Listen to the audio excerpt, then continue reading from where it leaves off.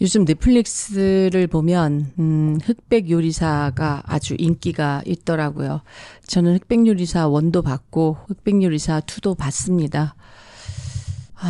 이번 흑백 요리사 2를 보면서 제가 여러 가지 생각을 하게 됐습니다.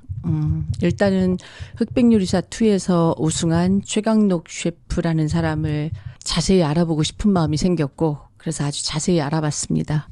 그리고 요즘 얼굴도 잘생기고 수트핏도 너무 잘 어울리고 매너도 좋고, 운영하는 한식당도 미슐랭 원스타고 양식 식당도 미슐랭 원스타를 받은 손종원 셰프도 눈에 띄고, 이번에 흑백 요리사를 보면서 눈에 띄는 셰프들을 보는 즐거움도 꽤 있었습니다. 그러나 제가 마지막 장면, 최종 우승자를 가리는 장면을 보면서 내가 생각한 게 맞았구나라는 생각을 하게 됐습니다.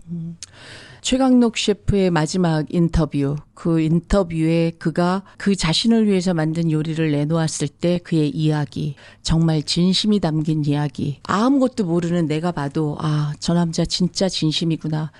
저 남자는 우승하기 위해서 나온 사람이 아니라 정말 요리에 진심인 사람이구나 라는 느낌이 들었습니다. 심사위원회 판정이 있기도 전에 우승자는 최강록이겠구나 라고 느꼈던 순간이 있었고, 제 느낌은 맞았습니다. 최강록 셰프는 요리를 정통으로 배운 사람은 아닙니다. 보시면 아시겠지만 이번 흑백 요리사 2에 나온 요리사들은 정말 쟁쟁합니다.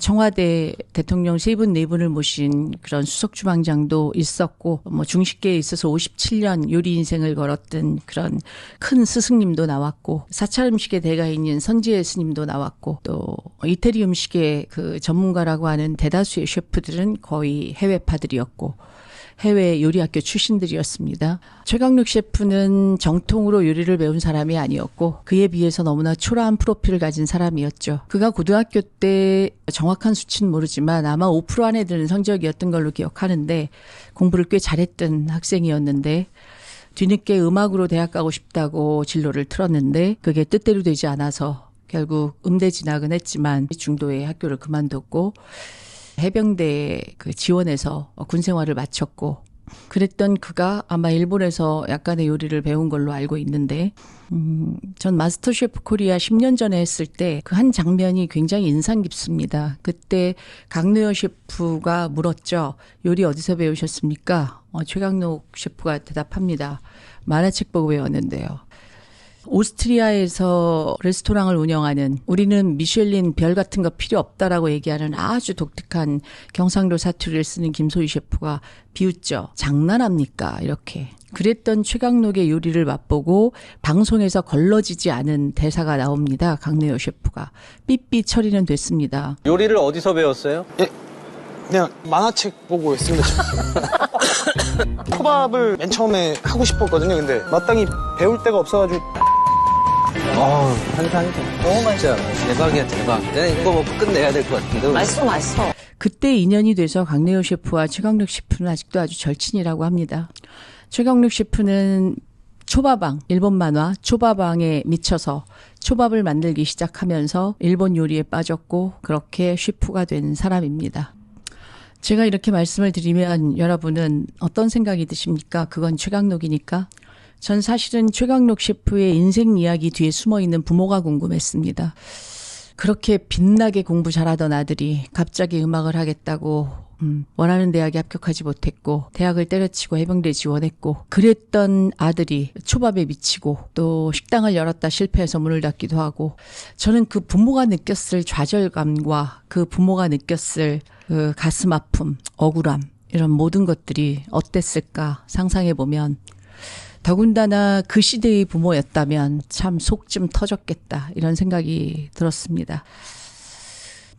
그는 고졸입니다. 그와 같이 결선에서 만났던 그 요리 괴물이라고 하는 그 상대방 셰프는 뉴욕의, 제가 알기로 미슐랭 3스타에서 요리를 배운, 정통 요리를 배운 그런 셰프였죠. 제가 요즘 핫하다고 하는 손종원 셰프 얘기를 좀 해볼까요? 중학교 때 전교 1등을 했었던 아들, 고등학교 때 미국으로 유학을 보냈고 고등학교 때 내내 성적이 좋았고 뉴욕에 있는 공대에 합격했고 손종원이는 4학년까지 공대에서 전자공학을 공부하던 전자공학도였습니다.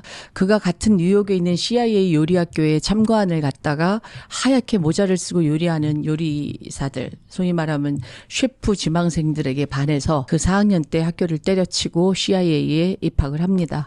저는 4학년 1학기를 마치고 학교를 때려친, 그것도 미국 유학을 보냈더니 학교를 때려친 아들이 있는, 아들을 경험해본 엄마라서 그런지 그 부모가 겪었었던 청천벽력, 그게 잠깐은 이해가 됐습니다. 그랬던 손정원이가 1학년을 다니고 실습을 나가서 그의 스승이라고 불리우는 미슐린 3스타 주방장 그 수석 셰프 밑에서 요리 실습을 하면서 제가 학교를 계속 다녀야 될지 말지 고민입니다라고 얘기했는데 그의 스승은 나도 고등학교밖에 안 나왔어. 그 말에 용기를 얻고 손종원이는 학교를 그만둡니다. 손종원 셰프의 최종 학력은 고졸입니다. 10년 전인가요? 몇 년 전인지 정확하게 기억할 수 없습니다. 냉장고를 부탁해라는 프로를 통해서 최연석 셰프가 한참 뜰 때 최연석 셰프의 스토리는 가히 대한민국 셰프계에 있어서의 이단화였습니다. 고졸 출신이었고 밑바닥부터 배우기 시작해서 정점을 찍었던 사람이죠. 그가 어찌어찌해서 불미스러운 일에 휘말렸다고 하긴 하지만 잠깐 방송에서 얼굴을 비치지 않았을 때 전 그냥 제 개인적인 추측으로 그렇지, 해외 유학파들 사이에서 고졸인 최연석이가 살아남긴 참 쉽지 않았겠다라는 느낌을 받은 적이 있습니다. 그랬던 최연석 셰프가 이제 다시 현장에 복귀했습니다. 그리고 고졸 출신인 손종원 셰프가 그 많은 이탈리아 유학파, 뉴욕 유학파들을 제치고 지금 대한민국의 최정상에 서고 있습니다. 최강록 셰프는 넷플릭스에 자기만의 단독 프로를 가지고 있습니다. 주관식당이라고 최강록의 이름을 걸고 그렇게 하나의 시리즈를 이제 연작으로 찍을 모양입니다. 이 두 사람의 부모, 다른 건 얘기하고 싶지 않습니다. 제가 요즘 관심 있는 분야이니까 그들은 어떤 심정이었을까.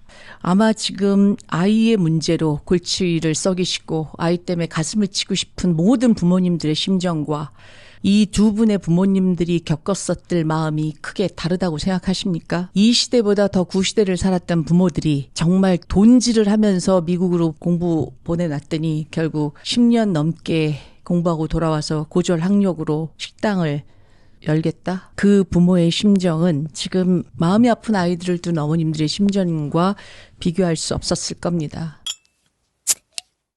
그들은 성공했고 그래서 남부러울 거 없잖아. 근데 그걸 아십니까? 그들이 여기까지 오는 동안, 손종원 셰프는 제가 알기로 41인데 여기까지 오는 동안 그들이 겪었을 심적 고통, 그리고 고뇌, 자기 성찰, 그건 어마어마한 거였을 겁니다. 그들이 얼마나 길고 깊은 고통의 강을 건넜는지 우리는 감히 짐작할 수 없습니다. 다만 분명한 건 최강록이라는 사람과 손종원이라는 사람은 본인들이 가슴 뛰는 삶을 살았다는 겁니다. 어떤 경우에도 타협하지 않았고 내가 가슴 뛰는 일을 가슴 뛰어 하면서 하고 있다는 겁니다. 지금 이 순간도. 그래서 최강록 셰프는 이미 식당을 접었지만 손종원 셰프의 음식을 먹기 위해선 6개월을 웨이팅해야 된다. 그 어떤 사람이 가도 그 웨이팅을 당길 수 없겠죠. 가슴 뛰는 삶을 살고 있기 때문입니다. 그러면 여러분들이 원하시는 건 뭡니까? 내 자식도 그렇게 됐으면, 고등학교밖에 졸업하지 않았지만 고졸 검정고시 출신이지만 내 자식도 그렇게 성공했으면, 이런 생각을 하시겠죠. 그러나 분명히 기억하셔야 됩니다.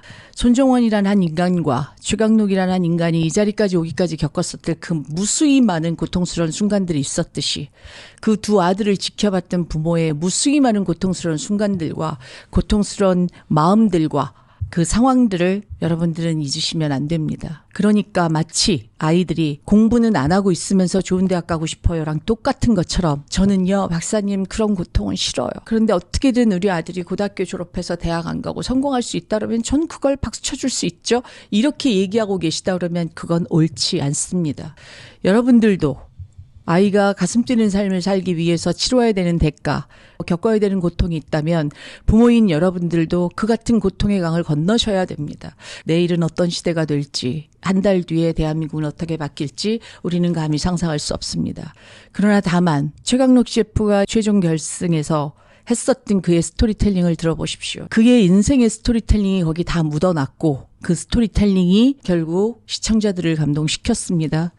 여러분들의 자녀들이 겪고 있는 이 모든 어려움들이 정말 진솔한 스토리텔링이 되느냐, 아니면 어느 패배자의 넋두리가 되느냐 하는 건 어쩌면 어쩌면 여러분들의 태도와 여러분들이 자식들을 바라보는 그 시선에 달려 있는지도 모르겠습니다.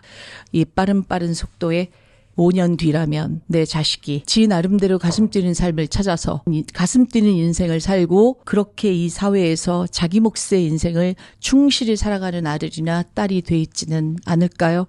저는 감히 그럴 거라고 믿습니다. 고등학교를 그만둔 내 딸이 대한민국 최고의 공연 기획자가 안 되리라는 보장도 없습니다.